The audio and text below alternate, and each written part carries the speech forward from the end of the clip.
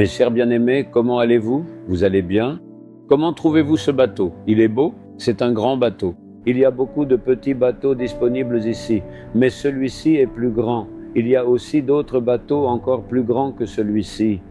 Ce bateau est utilisé pour la pêche par nos amis pêcheurs. C'est ici qu'ils rassemblent les poissons qu'ils attrapent. Ils ont mis des glaçons à l'intérieur pour conserver les poissons ici, et ce bateau dispose d'un espace assez grand pour cela. Pour qu'ils partent pêcher une fois avec un bateau, cela coûte plus d'un lac pour le diesel et d'autres choses. Ils vont pêcher comme ça. Ce n'est que s'ils arrivent à vendre le poisson à un prix élevé qu'il y aura du bénéfice. Environ 10 à 15 personnes partent pêcher sur un bateau. Il y a aussi des bateaux qui peuvent accueillir jusqu'à 8 personnes.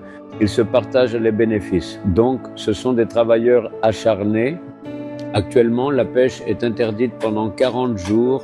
Personne n'est autorisé à aller pêcher. Le gouvernement a restreint la pêche et leur a demandé d'attendre que les poissons se reproduisent. Ce sont leurs jours de repos. Sinon, ils vont pêcher tous les jours. Ce n'est que pendant ces 40 jours qu'ils se reposent. Je pensais que si c'était leur période de repos, ils pourraient bien dormir et profiter du repos. Mais ce n'est pas le cas. Des travaux de réparation sont en cours sur tous les bateaux. Ils préparent tout cela en travaillant dur. Ils font beaucoup de choses comme réparer et peindre les bateaux et raccommoder les filets. Ils restent ici même et travaillent dur. Ce sont des travailleurs acharnés.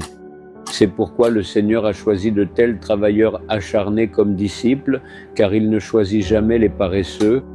Alors vous aussi, vous devez travailler dur, compris? Eh bien, vous vous demandez quel message le Seigneur a pour vous aujourd'hui. Jésus dit dans l'évangile de Luc, chapitre 10, verset 19, « Mes enfants, l'ennemi peut se lever, combattre et agir contre vous. Rien ne pourra vous nuire. Le Seigneur l'a promis ainsi. Rien ne pourra en aucune façon vous blesser. Ils peuvent pratiquer la sorcellerie ou la magie. Ils peuvent faire des choses mauvaises. Des hommes mauvais et des autorités peuvent se dresser contre nous. Ils peuvent nous menacer et nous effrayer. Vous pouvez penser que c'est la fin. Mais rien ne pourra en aucune façon vous blesser. Le Seigneur a promis qu'aucun mal ne vous arrivera. Alors pourquoi as-tu peur? Aucun mal ne t'arrivera dans la situation que tu crains. Il se peut qu'une nouvelle vienne te menacer. C'est tout. Tu la verras aujourd'hui. Le Seigneur te gardera et te guidera afin qu'aucun mal ne t'atteigne. Un jour, quelqu'un m'a raconté ceci. Lorsqu'une de mes connaissances voyageait, sa voiture a eu un accident. La voiture était complètement écrasée. Quand il m'a montré la photo, j'étais certain que personne à l'intérieur n'aurait pu s'en sortir. La voiture avait été tellement écrasée, personne ne pourra jamais réutiliser cette voiture. Voilà tout. Il a dit, nous étions 4 à l'intérieur, mais aucun de nous n'a été blessé. Nous n'avons même pas eu de blessure. Nous n'avons pas perdu une goutte de sang. Il n'y a eu aucune fracture. Comment cela a-t-il été possible? C'était surprenant. Un accident aussi grave s'est produit et la voiture a été complètement écrasée. Mais personne n'a été blessé. C'est la protection que le Seigneur nous accorde. Les luttes, les persécutions et les afflictions peuvent se dresser contre toi.